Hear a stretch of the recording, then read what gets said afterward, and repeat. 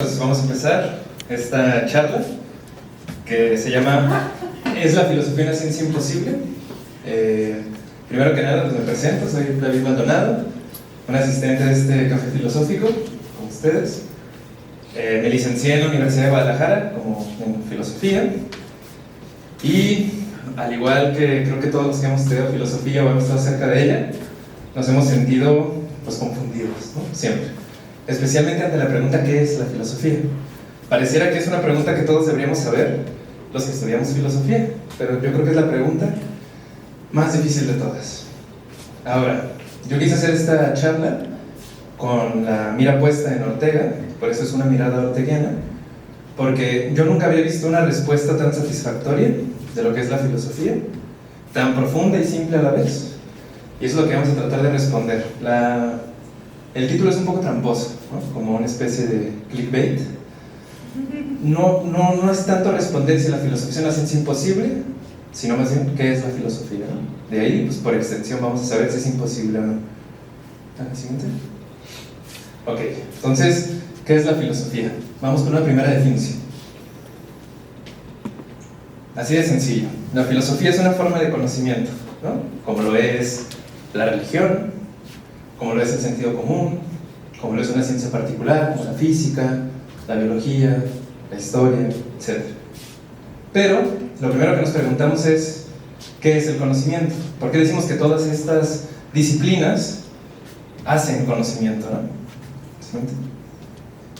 Es un pequeño esquema un poco tétrico y es la manera más simple en la que podemos entender el conocimiento. De hecho, este esquema no es una invención mía. Es un esquema que se utiliza mucho en filosofía para las disciplinas o clases de teoría del conocimiento. Y es una manera muy simple de entender el conocimiento, aunque hay muchas maneras, ¿no? Pero es la forma más general. En el conocimiento hay dos elementos, ¿no? Está el sujeto que piensa, ¿no? Y está el objeto, que es el mundo, ¿no? En abstracto. Yo pongo una manzana porque cualquier objeto del mundo puede representar el mundo, ¿no? Ahora, el conocimiento es la relación entre esos dos, ¿sí?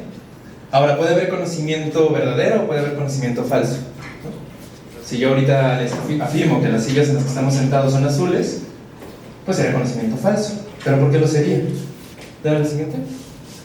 Porque en la relación entre ambos elementos se genera lo que podemos llamar concepto, representación, idea, ¿no? Es lo que la mente hace cuando entra en contacto con el mundo, ¿no? Genera una representación. Ahora, si esta representación coincide con el objeto del cual se hizo representación, será verdad. Como en el caso de las sillas o en el caso de la manzana. Mira, la siguiente. El sujeto encontró el objeto manzana, se lo representó y se lo representó como una manzana roja. Entonces es conocimiento verdadero. Ok, entonces, sin importar qué tipo de conocimiento, en general, el conocimiento se conforma de estos elementos. Vamos a la siguiente. Ahora, ya sabemos que la filosofía es una forma de conocimiento, pero no es cualquier tipo de conocimiento. La filosofía es un conocimiento del universo. Pero, ¿ver la siguiente? ¿Qué queremos decir con universo? ¿No?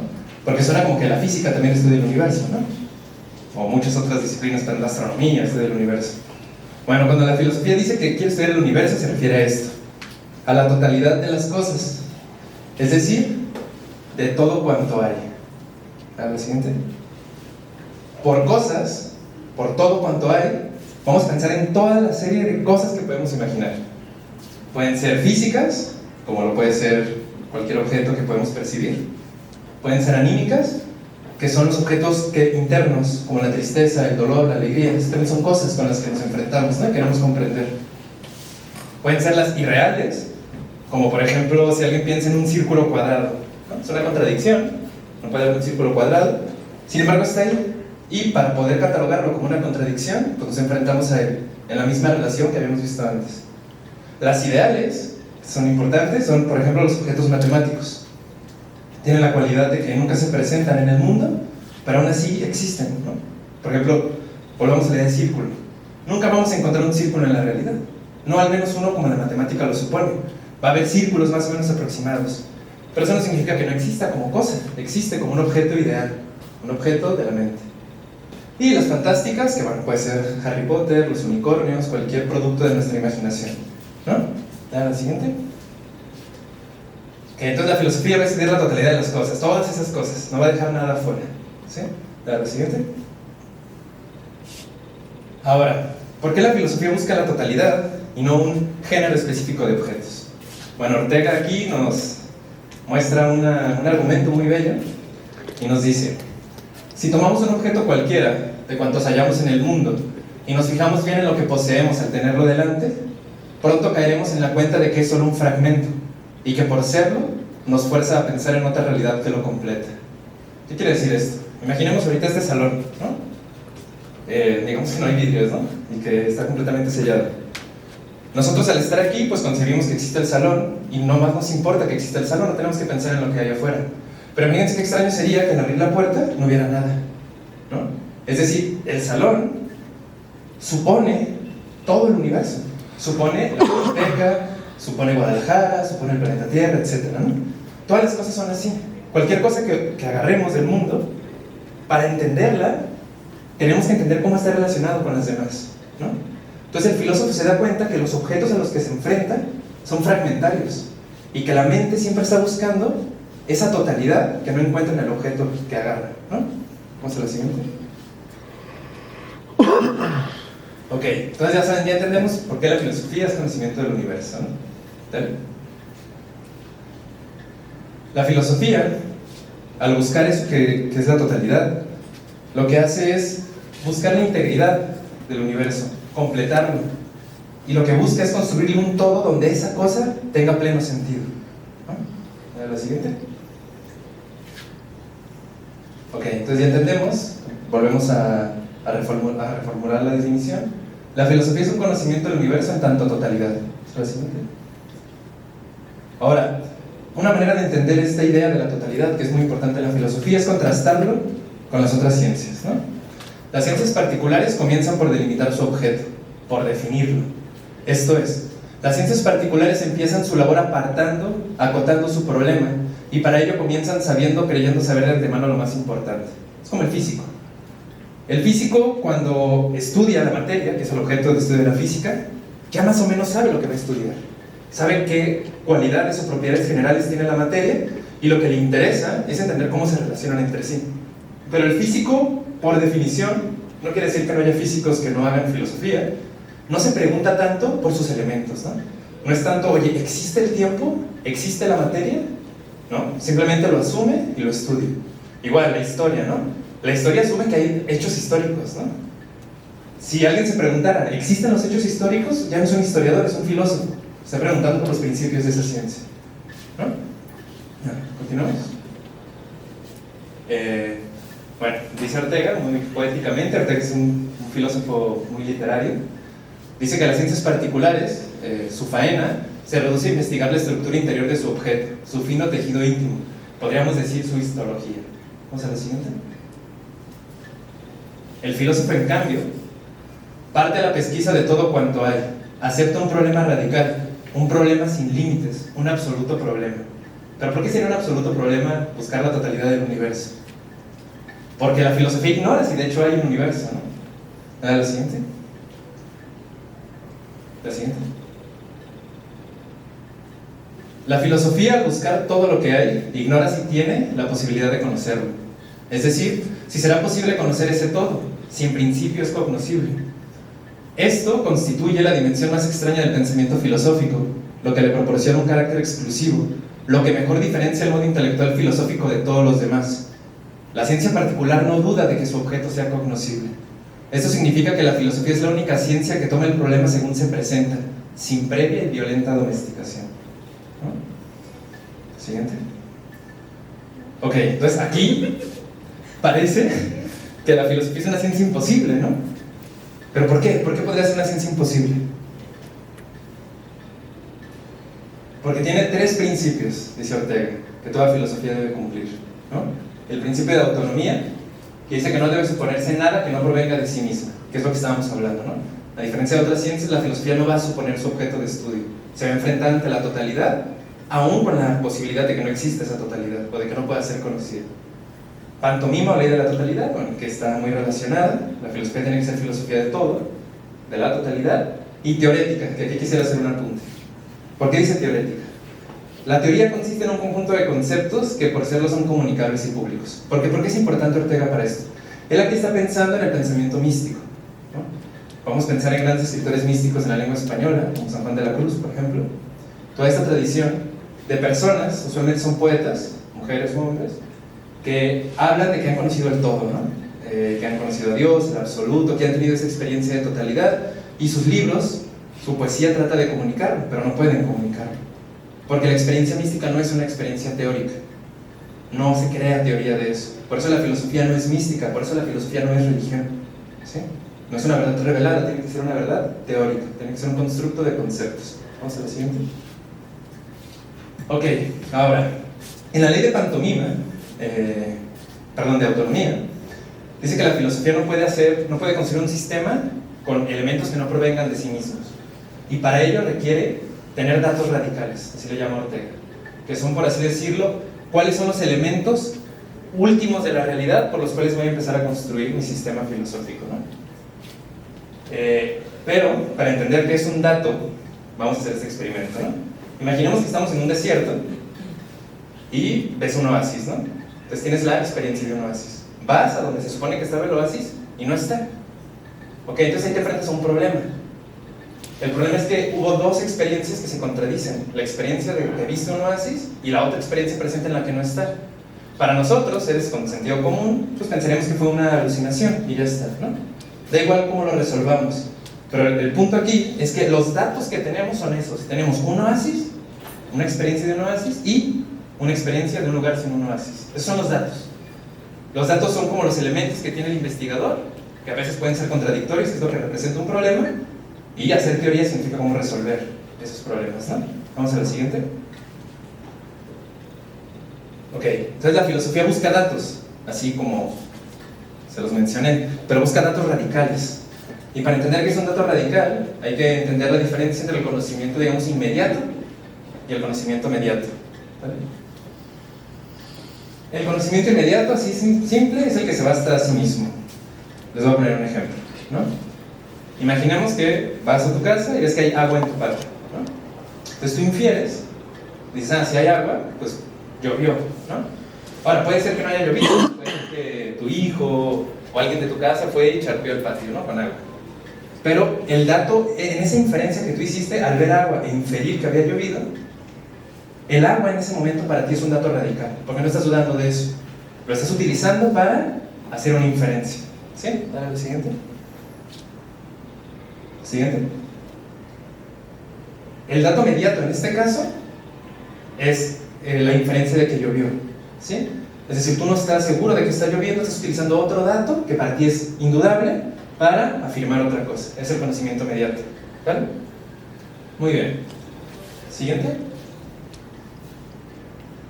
Ok, entonces al buscar la filosofía un dato radical, indubitable, no le va a servir el agua, ¿no? No le va a servir la experiencia sensible, ahorita vamos a ver por qué. Lo que necesita es un conocimiento indubitable.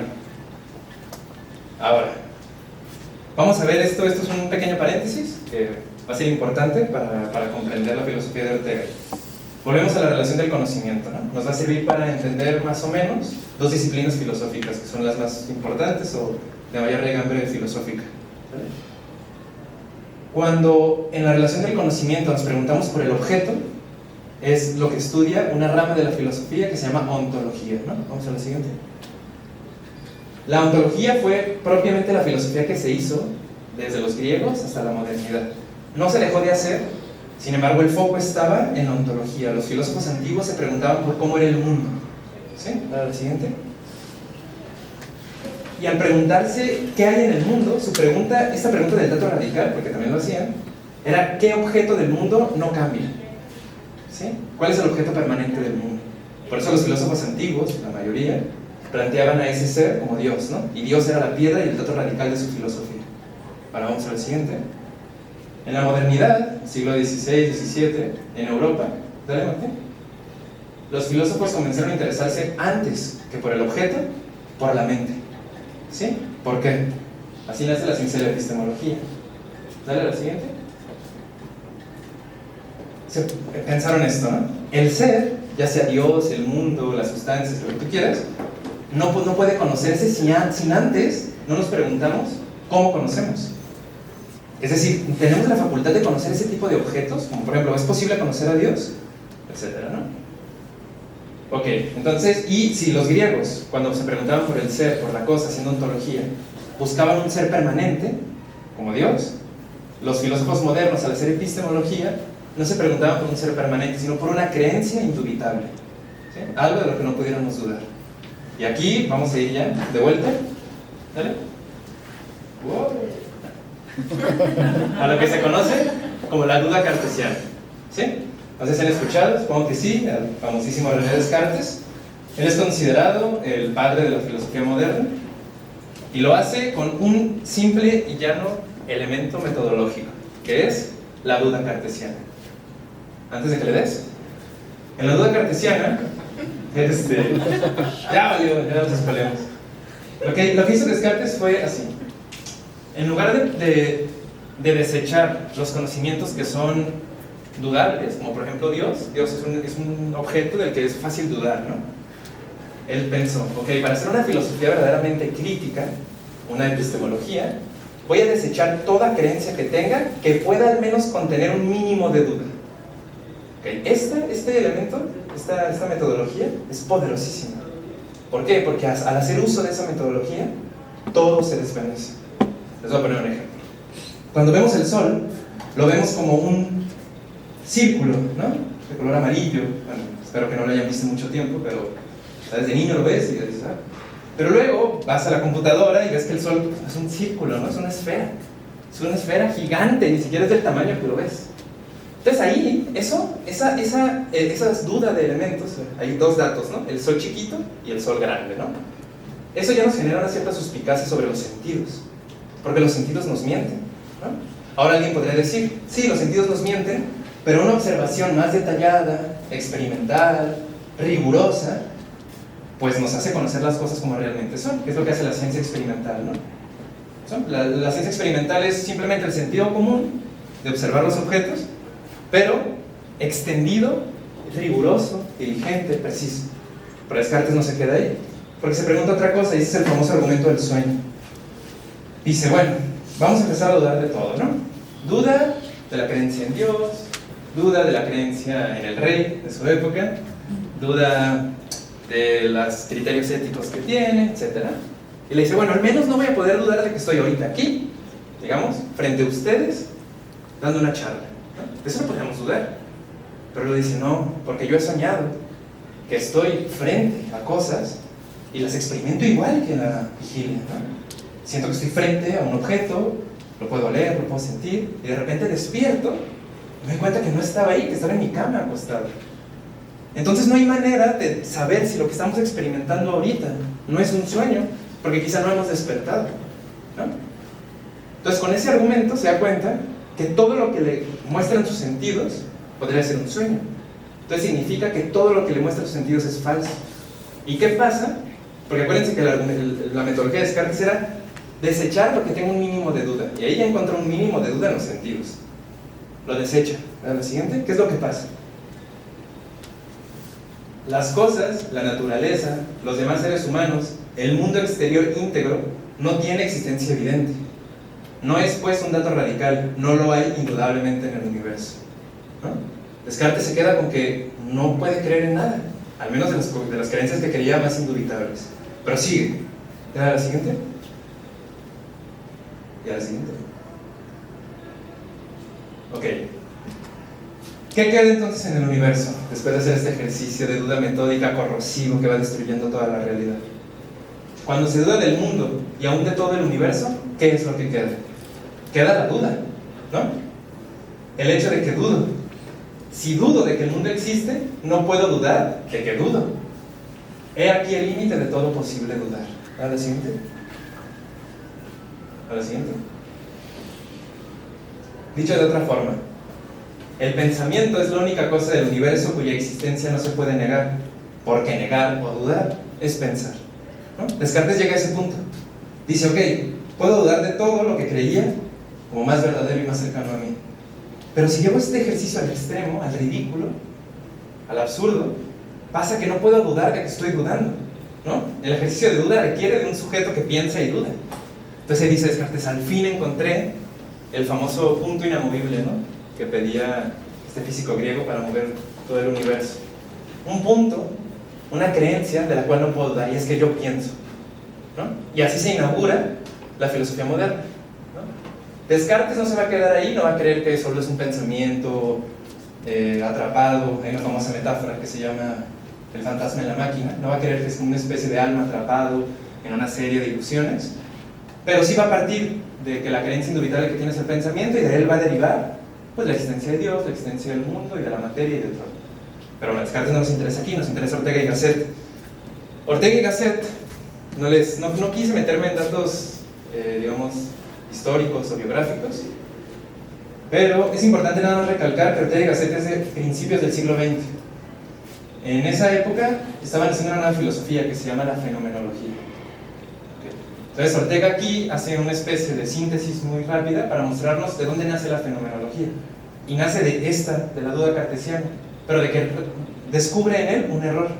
Descubren estos filósofos un error en Descartes. Asumen su ejercicio de que no se puede dudar de todo y solo existe el pensamiento, lo asumen, pero creen que hay un error en las conclusiones que extraen. Vamos a lo siguiente. Ese es Ortega y Gasset. Dale, la siguiente. Ay, espérate, no, dale, o hubo un error. ¿Le doy para adelante? Sí, para adelante. Ok, el error de Descartes. Ya había corregido ese error, no sé qué pasó. Dale otra vez. Es algo de precio. Con error, ya ves. El error de la vida. El error es parte de la presentación. Ok, entonces, el error de Descartes fue este, ¿no? Descubrió que el pensamiento era el dato radical, eso sí es verdad, ¿no? Pero asumió que existía un yo, ¿no? Cuando tú llegas a que el pensamiento es lo único de lo que no puedes dudar, solo tienes eso, sabes que hay pensamiento, pero no piensas que hay un yo en el sentido que Descartes lo pensaba, y como lo pensamos en general las personas, como lo pensaba la filosofía griega, una substancia, ¿sí? La palabra substancia, etimológicamente significa substanciare, lo que está por debajo de las cosas. Los griegos, esto es un pequeño paréntesis, ¿no?, cuando veían un caballo, decían, bueno, ¿qué es el caballo? ¿No? Decían, bueno, pues es su figura, ¿no?, su pelaje, su color. Luego pensaba, pero todas esas cosas son cosas diferentes. ¿Cómo es posible que todas esas cosas converjan en un único ser? ¿No? Eso es lo primero. Entonces para ello dijeron, bueno, esos elementos o propiedades del caballo no son el caballo propiamente, son sus propiedades, y el caballo es algo que está por debajo de esas propiedades, organizando sus propiedades, ¿sí? Y también es aquello que permanece en el tiempo, ¿no? Es curioso que el caballo envejezca, cambie, se modifique, pero siga siendo un caballo, por más que tenga cambios, ¿no? Entonces para ellos los griegos era la substancia, substancial. Descartes era un revolucionario de la filosofía, pero no tanto. Entonces él seguía teniendo esta creencia en las substancias, en que lo que teníamos que buscar eran substancias. Entonces al llegar al dato radical, el pensamiento, como lo único de lo que no se puede dudar, dijo, hay una substancia, el alma, ¿no? Y Ortega y Gasset no está de acuerdo, ustedes vieron su cara, está medio enojado. Vamos a lo siguiente. Además, otro error es que al creer que el yo era una sustancia se encerró en sí mismo. Después ya les comenté que Descartes hace unos argumentos ahí medio prestidigitadores de mago y logra salir del yo, pero en principio no, en principio está encerrado en sí mismo, ¿no? Es lo único indubitable. Vamos a la siguiente. ¿La siguiente? Ok, eso es lo que encuentran los fenomenólogos, especialmente Ortega y Gasset. Cuando llegamos a la creencia de que el único que hay es pensamiento, lo que tenemos que hacer, según Ortega y Gasset, es pararnos a pensar qué es un pensamiento. Por ejemplo, ahorita, yo tengo el pensamiento de ustedes, ¿no?, de esta sala, ¿no? Lo único de lo que no puedo dudar es de que tengo esta experiencia, que es el pensamiento de ustedes en esta sala. Tengo dos opciones, como Descartes, pensar que es mi pensamiento solamente y que no hay nada a lo cual se refiere el pensamiento, o más bien entender que todo pensamiento incluye un mundo. ¿Sí? Piénsenlo con la idea de representación. A ver, dale adelante, creo que vuelvo a... ¿Dale otra vez? Sí, vuelvo a esto. Sí, es que me acuerdo que pensé que era importante. Piénsenlo así. En la relación del sujeto con el objeto, Descartes llega a que el pensamiento es lo único que existe y se queda en el sujeto. Pero es curioso, porque un pensamiento siempre es pensamiento de algo. Como por ejemplo, a ver, dale a la derecha a ver si... Ah, no, tú regresa. Bueno, pueden ver aquí, ¿no? Ah, tengo esto, sí, cierto. Aquí se mira, ¿no?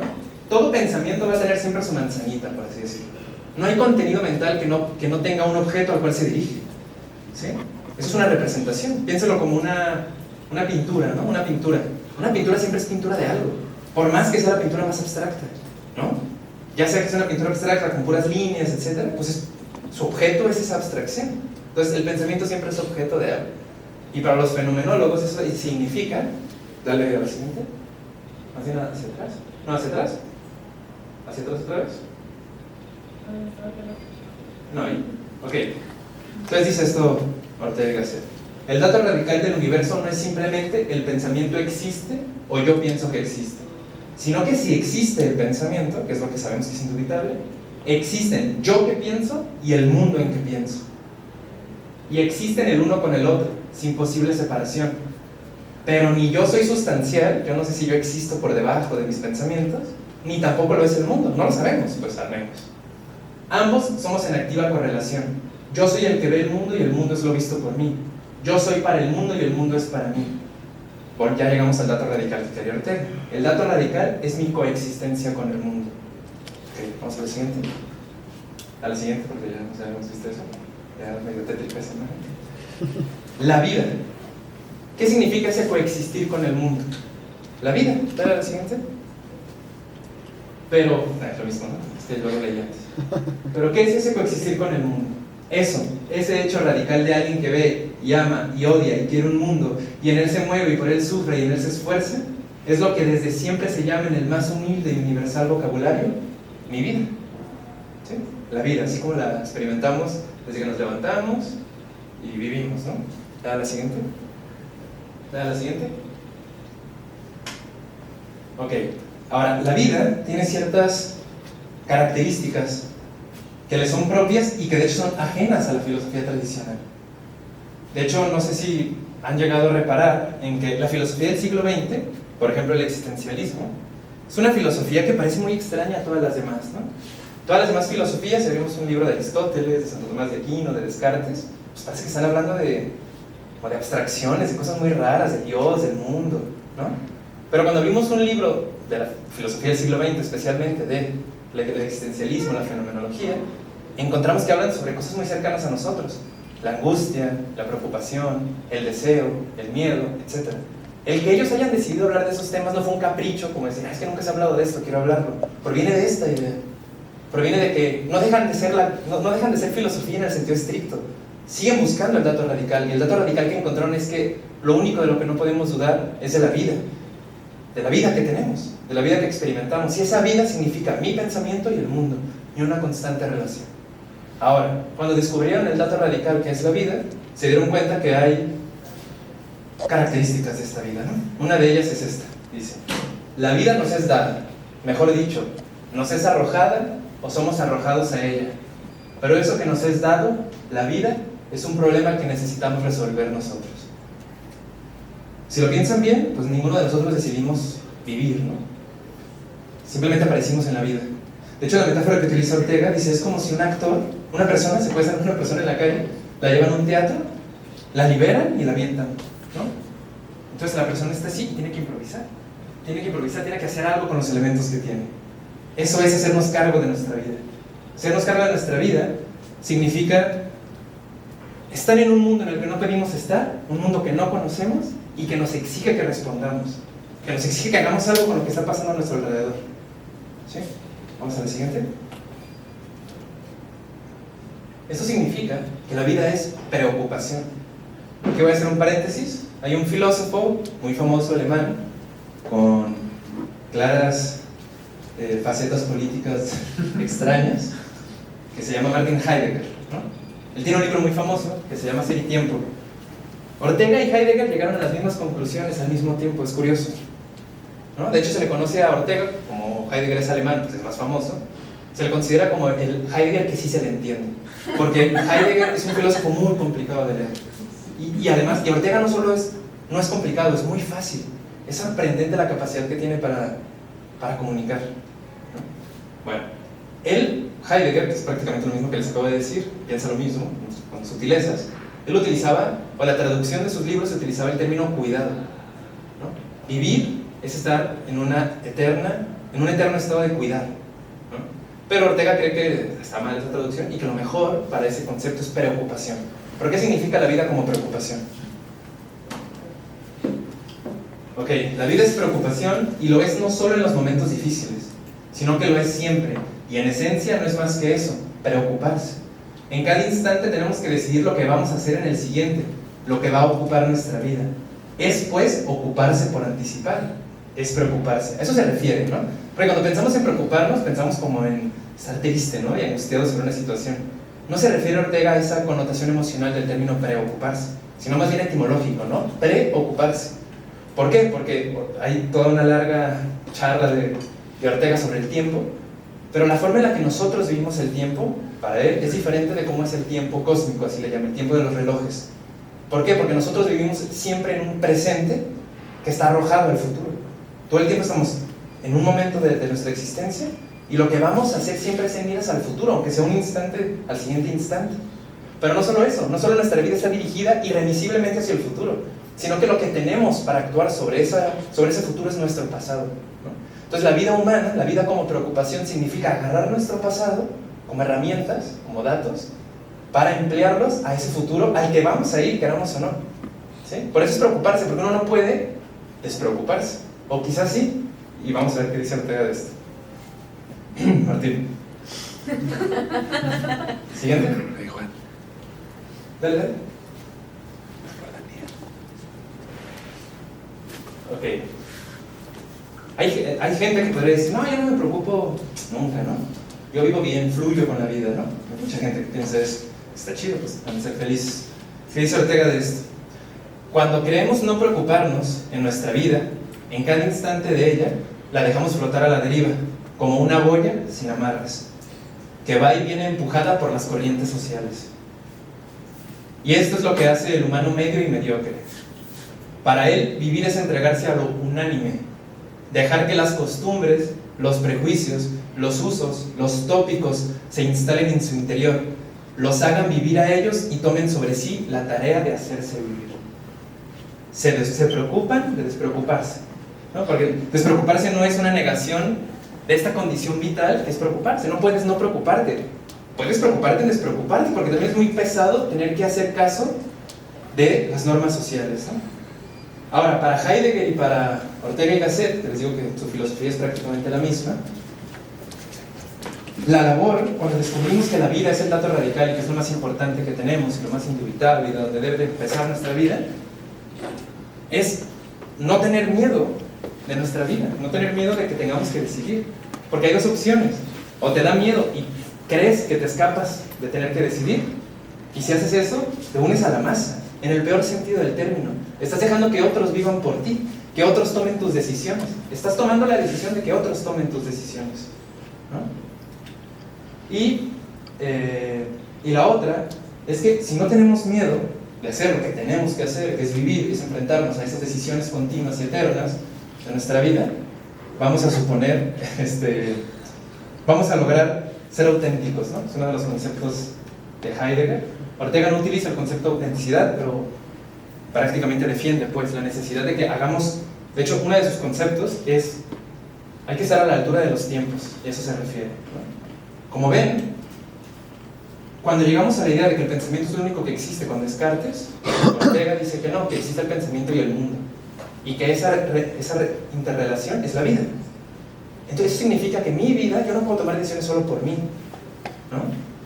Eso significa estar a la altura de los tiempos, significa conocer mi entorno, conocer las condiciones que me limitan y salvarnos mutuamente el mundo y el yo. Porque somos lo mismo, porque la vida es el mundo y el yo, no existe un yo. De hecho, es un concepto muy biológico. Se ha comparado a Ortega, es como pensar en un ecosistema, ¿no? Pero existencialmente. Ok, vamos a la siguiente. ¿A la siguiente?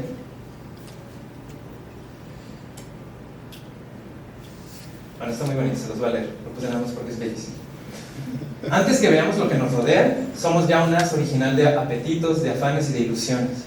Venimos al mundo, desde luego, dotados de un sistema de preferencias y desdenes, más o menos coincidentes con el prójimo, que cada cual lleva dentro de sí armado y pronto a disparar en pro o en contra de cada cosa como una batería de simpatías y repulsiones. El corazón, máquina incansable de preferir y desdeñar, es el soporte de nuestra personalidad. Vamos a la siguiente. A la siguiente. Ok. Ahora, no, regresa. Ay, qué bueno, ¿viste lo de turista? Pensamos primero la filosofía como una ciencia que estudia al universo en tanto totalidad. ¿Recuerdan? Así empieza también Ortega en su ensayo que es la filosofía. Pero la fenomenología tiene esta cualidad de que su hacer filosofía, es decir, su definición de filosofía es la filosofía haciéndose. No sé si me explico. Ortega empezó con esa definición como un pequeño eslabón para empezar el razonamiento filosófico.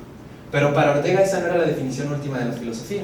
Era parte de la definición de filosofía el que creyéramos que esa era la definición, para que nos llevara por todo este camino que hemos recorrido y ahora tengamos una definición de filosofía más precisa. ¿Okay? Bien simple. La filosofía es una forma de vida, es una actitud teórica, ¿no? A diferencia de otras formas de vida, como el que hace deporte, pues eso no es una actitud teórica. La filosofía, de las muchas actitudes teóricas, parece ser la más radical, ¿no? Vamos a la siguiente.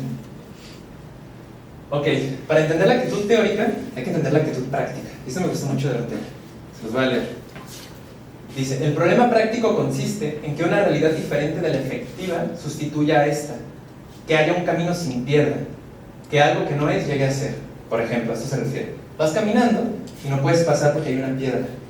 Esa es la actitud práctica. ¿Por qué? Porque quieres pasar. Entonces ves la realidad del mundo, que es una piedra que se está interponiendo y tú deseas que no sea así. Es como imponer el deber ser. Es que no debería ser así, no me conviene. Quieres quitar, quieres transformar el mundo, sustituir lo que existe por algo que te convenga más. Que dicho sea de paso, para Ortega esta es la gran actitud revolucionaria, ¿no? La actitud revolucionaria es ver algo y decir, no me gusta que sea así, debería ser diferente, ¿no? E imponer sobre la realidad una nueva forma de vivir la realidad que te conviene, pero tiene que ver con la relación de conveniencia, no en el sentido egoísta y utilitario, sino pues de que te conviene para vivir. Pero esa no es la actitud teórica. Vamos a la siguiente. ¿La siguiente? Ok. La actitud teórica es un poco más extraña, pero también es muy bella, ¿no? Dice, la expresión del problema en el lenguaje es la pregunta, ¿qué es tal o cual cosa? Aquello de que nos preguntamos qué es, está ahí. Por ejemplo, la piedra, ¿no? En este caso la piedra no te está estorbando, es una piedra que está ahí. Y tú te estás preguntando qué es la piedra. Es raro, ¿no? Pues como que ¿qué es? Pues lo que está ahí. ¿Por qué nos preguntaríamos qué es algo si lo estamos percibiendo, ¿no? La actitud teórica lo que hace es no estar contento con cómo son las cosas, en el sentido de que vemos que son aparentes o son insuficientes para explicarnos qué es el mundo. ¿Se acuerdan al inicio de la charla que hablaba de que tú tomas un objeto y te das cuenta que es fragmentario? Porque para entenderlo necesitas la totalidad del mundo o una relación de objetos. Es eso, el filósofo, el científico, cuando percibe algo y lo percibe a partir de la actitud teórica, está diciendo, no me gusta que la realidad sea así de incompleta. Entonces por eso me pregunto qué es, ¿no? La diferencia con la actitud práctica es que tú lo que quieres es que el mundo esté configurado de otra manera para que a ti te convenga. En la actitud teórica es más abstracta, porque la idea es, quiero que el mundo como es no sea frágil, ni parcial, ni fragmentario. Quiero que sea completo, ¿no? Bueno, vamos a la siguiente. Ok, entonces la filosofía es una forma de vida, así de sencillo. Vamos a la siguiente. Y esto ya es prácticamente para acabar, estamos a punto de acabar. Bueno, dice Ortega, filosofía es propiamente no vivir y vivir propiamente no filosofar. Esto es una cita de Fichte que cita Ortega, es una cita de la cita de la cita. Lo que hace aquí es mostrar la actitud teórica, ¿no? de la forma de vida que es la filosofía. Porque lo que hace la actitud teórica es sustraerse, ¿no? Por ejemplo, siempre se ha criticado la filosofía como una ciencia no útil, ¿no? Siempre, ¿no? De hecho, ahorita existe el problema académico de que se quieren eliminar las carreras filosóficas en el mundo, pues porque no son útiles. No van a construir cohetes, ni van a hacer más rico a alguien, ni van a desarrollar tecnología. Y la verdad es que como filósofo no se le puede contestar a eso, es cierto que no es útil. Pero esa es la máxima belleza de la filosofía. ¿Sí? Porque en esa inutilidad la filosofía nos enseña a ver el mundo de otra manera. Se puede defender que la filosofía es útil. Podemos decir que sin Hegel no hubiera existido Marx, y sin Marx no estaría Trump invadiendo Irán, ¿no? Cambió el mundo, ¿no? Hegel, ¿no? En el sentido de que, en fin, los filósofos siempre han influido, ¿no? Pero siempre ha sido porque alguien agarra las ideas de la filosofía y las aplica, ¿no? Como Lenin con Marx, por ejemplo. Pero bueno. Entonces, hay que entender que la filosofía es una forma de vida como cualquier otra, como les decía, como el deportista, como el artista, como cualquier tipo de forma de vida. La diferencia que tiene es que decide actuar sobre la vida suspendiendo sus necesidades prácticas, ¿no? Y por eso dice la frase, la filosofía es propiamente no vivir, ¿no? Y si vives, es propiamente no filosofar. También véanlo así. Todo este curso de investigación que hicimos, ¿no? De que solo existe el pensamiento, el mundo no existe, estas cosas raras, es muy difícil tomárselas en serio, ¿no? En el sentido de leer un libro de filosofía que te diga eso y decir, pues no, lo vas a leer y pues vas a ir a trabajar igual y vas a tener tu vida, ¿no? Entonces, para hacer filosofía requieres suspender tu vida y fingir que te vas a tomar en serio eso. Es lo que quiere decir Ortega. Para hacer filosofía, para hacer lo que hizo Descartes, es darte cuenta que la filosofía, para que se dé, se tiene que dar con una actitud deportiva que suspende la vida, como en un deporte. En un deporte fingimos que las reglas son reales, ¿no? O sea, estamos jugando fútbol y en el fútbol no existe la vida más que solo las reglas del fútbol. Igual es la filosofía. Tienes que fingir, darle el beneficio de la duda y decir, bueno, voy a asumir como que esto es verdad. Voy a asumir que es cierto que quizás esté dormido. Cuando en el fondo ninguno de nosotros piensa eso. Y eso es por eso dice, porque vivir son cosas como el hambre, el frío, el dolor, la alegría, cosas de las que no dudas, de las que no puedes dudar. Tú no puedes convencerte de que no tienes frío leyendo a Descartes, ¿no? O sea, tú puedes tener hambre y no vas a decir, no, pero no existe el mundo, entonces no tengo hambre. Entonces no, a eso se refiere, pues. Vamos a la siguiente, ya es para acabar. Siguiente. Ok, ahí ya... Lo interesante en la fenomenología es que existen categorías o conceptos que se utilizaron para analizar qué era la filosofía, pero a la vez, al analizar y descubrir qué era la filosofía, se volvieron a descubrir estos conceptos. Entonces nada más se los quiero comunicar muy rápido para, si les interesa Ortega y Gasset, tengan más o menos idea de por dónde se mueve. Vamos a la siguiente. La primera es la teoría de las circunstancias, que era lo que les decía, ¿no? Ortega dice, yo soy yo y mis circunstancias, y si no las salvo a ellas, no me salvo yo. Esta idea de la teoría de las circunstancias es la que se deriva de la idea de que el yo y el mundo están vinculados a partir de la vida, ¿no? Que tiene consecuencias políticas, éticas y filosóficas. Vamos a la siguiente. Dice Ortega, mediante las circunstancias, el hombre se pone en comunicación con el universo. Las circunstancias no están constituidas, sin embargo, solo por los graves problemas y realidades del mundo en que vivimos, sino también, y a veces sobre todo, por los problemas y realidades en apariencia, humildes con que a cada momento nos topamos. Las circunstancias son el cordón umbilical que nos vincula con el resto del universo. Es casi como decir que cuando prendes la computadora y se traba, esa es una circunstancia que te está vinculando con todo el mundo, ¿no? No es algo trivial que no merezca reflexión. No es como si solo podemos hablar de Dios, de la guerra, de la justicia, ¿no? Necesitamos también hablar y entender estas micro experiencias cotidianas. Vamos a ver la siguiente. ¿Okay? La siguiente, es prácticamente la última, es el perspectivismo.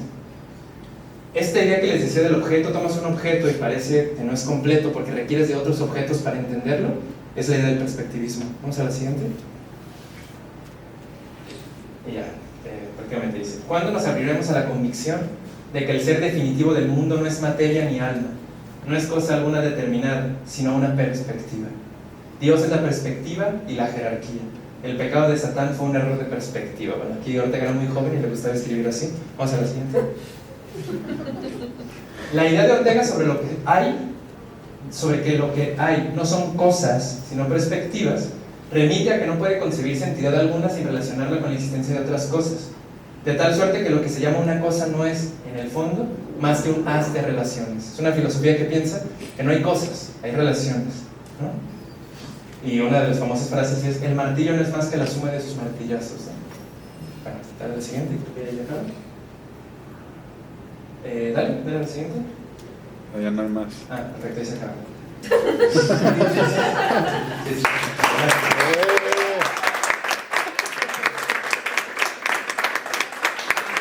Ahora te preguntas, güey.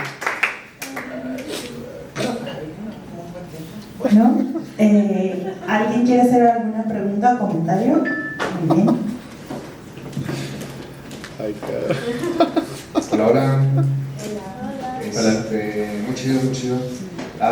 Quería comentar hace rato con lo que decías de que filosofar es no vivir por todas estas cosas que hay que dejar de ser. Es como un lujo, entonces, ¿no?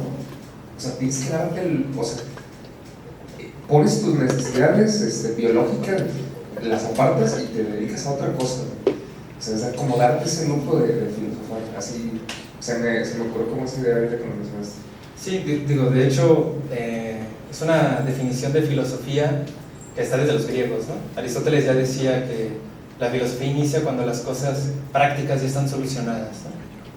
Pero también con Ortega es importante recalcar, sí, la actitud filosófica es esa, en el sentido de volverte un filósofo, ¿no? Y dedicarte a eso. Sin embargo, para Ortega es imposible, digamos, no filosofar, en el sentido que es una forma de vida, pues, ¿no?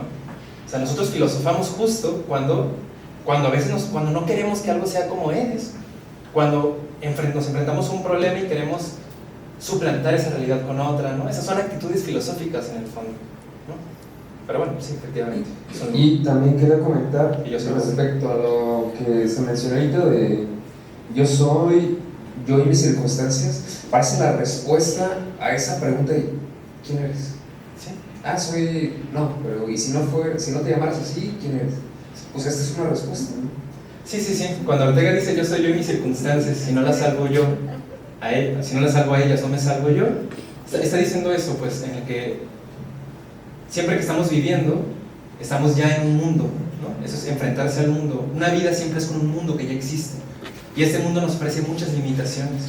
Pero a la vez que nos ofrece estas limitaciones, nos ofrece una posibilidad de hacer algo con ellas, ¿no? De hecho, en el libro hay un argumento muy famoso de Ortega en contra del determinismo. Dice, aunque la física descubriera que todo está determinado, dice, esto no afectaría a la libertad del sujeto como vida, porque es un dato más radical, ¿no? Creer en átomos, creer en energía, etc., son cosas que necesitas creer primero en la teoría física para luego aceptar lo que están diciendo. Pero creer en tu vida, en el dato radical de la vida, no necesitas nada más que estar vivo, ¿no? Entonces, bueno, eso es eso. Muchas gracias. ¿Alguien más?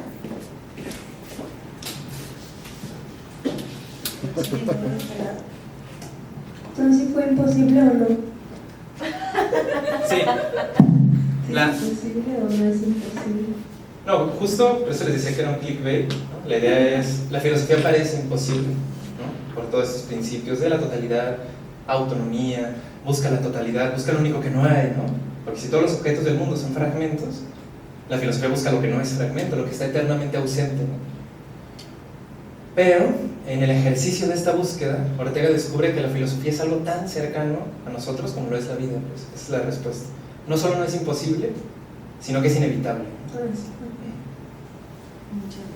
Me ganaste. Fue como una especie de...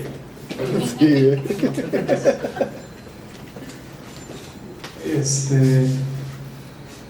¿Y tú pensarías que Ortega tiene o postula una ontología sustancialista?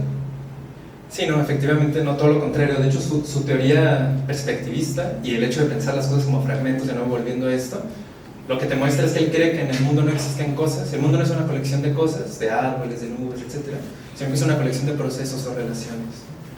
Por eso dice que lo que hay, ¿cuándo vamos a entender que no hay cosas sino perspectivas? Entonces un árbol es el conjunto de todos sus procesos y por ende de cómo está vinculado con todo lo demás. ¿Cómo podrías entender un árbol sin un bosque, y un bosque sin un ecosistema, y un ecosistema sin el planeta, etcétera, ¿no? Todo está muy vinculado. Como lo que decía acá mi compañero, como no, o sea, si uno se pregunta por el yo, pues son las circunstancias, ¿no? Ajá, exacto. Muchas gracias. ¿Alguien más?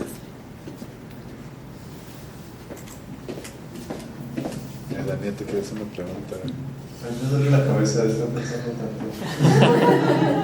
No, en realidad creo que está muy chido, como que hay cosas que sí me dejaron así un poco, que me dieron ganas de leer más para entenderlos un poco más a fondo, pero hasta cierto punto como que siento que va muy ligado también en cuanto a, o sea, creo que no no sé, o más bien me gustaría preguntar como, ¿qué tanto ayudan entonces las ciencias aplicadas como a entender esas relaciones y luego construir más filosofía en parte de esas relaciones? ¿Crees que son fundamentales para eso? Sí, bueno, Ortega no desprecia el conocimiento científico, ¿no? Lo que desprecia o despreciaba del conocimiento científico tiene que ver con su época, ¿no? En su época la física estaba como muy emocionada y muy voladita y creía que podía explicarlo todo, ¿no? Fue una época de crisis en la filosofía, en la que la física creía que, como ya descubrimos la física cuántica, ya tenemos estos grandes sistemas, pues ya no es necesaria la filosofía, ¿no? Esta es una famosa frase de Hawkins, ¿no? Es posterior, pero siguiendo este hilo. Entonces lo que Ortega aquí quiere decir es que la física, al igual que la filosofía, es una forma de vida. Es valiosa, nos sirve, obviamente, para construir tecnología, para entender la materia, etc. Al igual que cualquier otra ciencia, pero ninguna ciencia puede postularse ni puede decidir por nosotros, ¿no? De hecho, llega a decir que esto, ¿no? Que si la física demostrara que todo está determinado, imagínense que hubiera un argumento físico que lo demostrara, para Ortega no tendría acceso a su filosofía, a lo que es la vida. ¿Por qué? Porque la física supone la vida para ser. Entonces, ¿cómo puede un conocimiento que es dependiente de otro destruir al central, que es que vivimos, ¿no? Entonces sí, para Ortega son muy importantes, pero para lo que hacen, para su pequeña región del mundo, nada más, ¿no? O sea, ser físico no te valida para tomar decisiones filosóficas, ni decisiones políticas, ni no. Físico, lo que hace físico y ya está, ¿no? Digo, Ortega habla de que el físico, antes de ser físico, es un hombre, ¿no? Una mujer.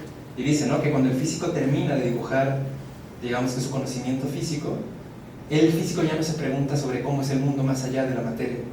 Pero dice, pero el hombre que tiene dentro, sí. Irremediablemente, el físico tiene una visión total del mundo, ¿no? Y aquí es donde entra la filosofía, pues, donde entra la vida. Muchas gracias. ¿Alguien más? Yo.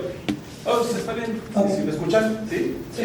Bueno, vale, de hecho, la ciencia, me vas a corregir si estoy mal, la ciencia nace de la filosofía, ¿no? De hecho, era la filosofía natural en su origen, la ciencia. Después ya cambió, no sé cuántos años tiene, si tendrá más de un siglo que ya cambió, ya se denominó ciencia, pero pues nace de la duda, ¿no? Claro. Entonces, ahí dices, la ciencia, la filosofía como imposibilidad de la ciencia, si es así, Como ciencia imposible. como ciencia imposible, yo diría que es la imposibilidad necesaria. Sí. ¿No? La filosofía es una imposibilidad necesaria porque la ciencia lo que requiere son respuestas contundentes, indubitables, y la filosofía lo que hace es siempre abrir más dudas. Sí, de acuerdo. Entonces, y la pregunta es, ¿qué opinas si la ciencia, si la filosofía está viendo esas dudas y las dudas están estructuradas en lenguaje, si es pues una razón suficiente que el lenguaje es el principal problema de la filosofía? Eso es muy interesante. ¿Se acuerdan el esquema que les puse del sujeto y el objeto, no? Y que cuando haces filosofía enfocándote en el objeto, se llama ontología, ¿no? Haces metafísica. Y cuando te enfocas en el sujeto, haces epistemología, teoría del conocimiento. Pues la ontología o la metafísica fue la filosofía de la antigüedad. Luego, en la modernidad con Descartes, inicia la filosofía crítica, que es teoría del conocimiento. Y en el siglo XX hubo otro giro, donde dijeron, bueno, quizá ya no es ni el objeto ni el sujeto lo más fundamental, sino el lenguaje, ¿no? Y nació toda una filosofía que puso como el centro, literalmente, el lenguaje es el problema y es lo que tenemos que investigar. Los problemas filosóficos no son sino problemas del lenguaje, ¿no? Y es donde nace como toda esta filosofía lógica. Literalmente filósofos que lo que hicieron fue crear sistemas formales, matemáticos, para traducir el lenguaje a un lenguaje más preciso. Pero quiero continuar diciendo esto. Ortega, era muy crítico de la ciencia en ese sentido, de que se pusiera como la única forma de conocimiento. Es lo que no le gusta a Ortega. Ortega defiende que la ciencia es un tipo de conocimiento especializado y ya está, no el único, ni debe de ser el modelo, porque si lo piensas, la física ha sido durante mucho tiempo el modelo de las demás ciencias. Como que si tú no podías ser como la física, entonces tú no eras ciencia. Entre más te aproximaras a esa exactitud, ¿no? Lo que dice Ortega es que la física es exacta, entre comillas, porque estudia objetos que son cuantificables. Pues obviamente van a ser precisos. Pero hay otras ciencias que no estudian objetos que son cuantificables. ¿Cómo van a ser precisas? Entonces se les debe de pedir otro tipo de modelo, otro tipo de exigencias. Es lo que está haciendo Ortega. Y nada, pues sí, estoy de acuerdo. Sí, es uno de los grandes problemas del lenguaje. Ortega y Gasset tenía alguna aproximación con Marx, porque a mí yo en mis circunstancias y la teoría de no sé, que tenía Marx acerca de las condiciones materiales me parecen como parecidas.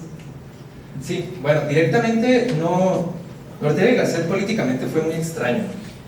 Le tocó vivir la dictadura franquista, bueno, la Guerra Civil Española, se exilió, estuvo en Portugal, en Argentina, etc. Luego regresó a España en 1945, cuando ya estaba la dictadura, y murió en el ostracismo, digamos, ¿no?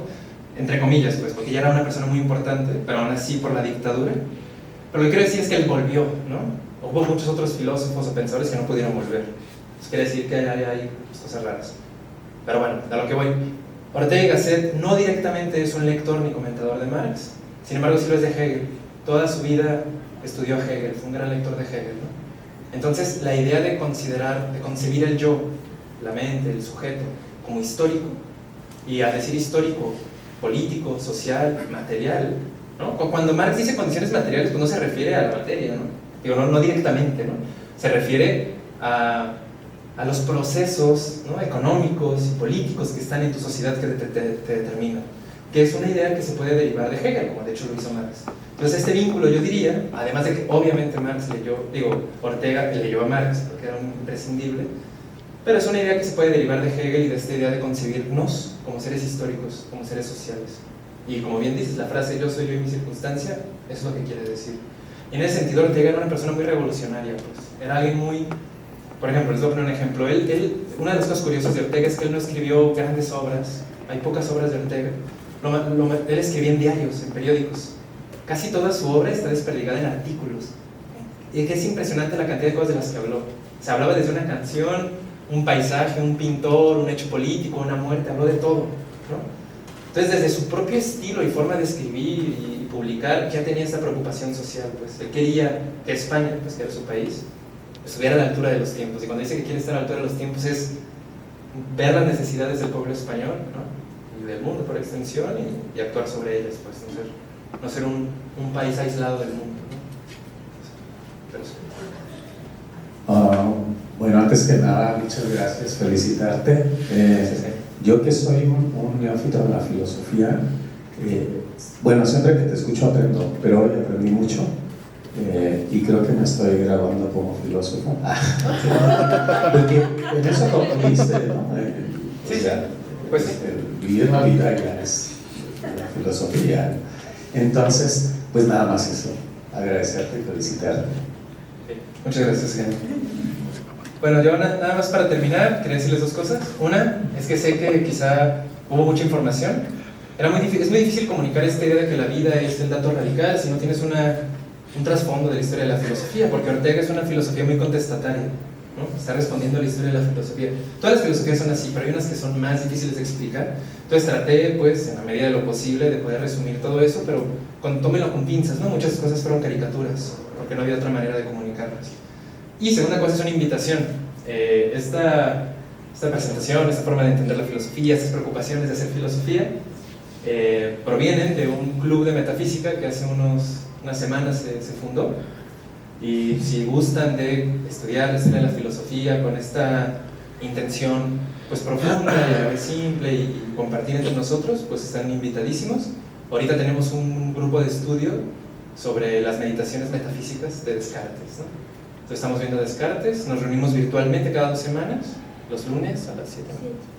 Los lunes a las 7, entonces bueno, de ahí si me pueden escribir o puedo igual con el grupo, no sé, para que se unan si quieren. Pues, ya, eso es todo y muchísimas gracias. Falta bueno, como tu presentación me hizo pensar, obviamente, en mi vida, ¿no? Y creo que Ortega y Gasset, bueno, yo estudié con un maestro que fue discípulo de Ortega y Gasset, no sé si lo escuchaste en la licenciatura, Casar. Sí, está muy viejito, ¿no? Ajá, estaba muy viejito español, pero él fue alumno directo, ajá, y yo fui su alumna. Y pues al final me hace pensar, por ejemplo, que yo hago como listas de cosas que tengo que hacer, ¿no? Y algunas son nimiedades y otras son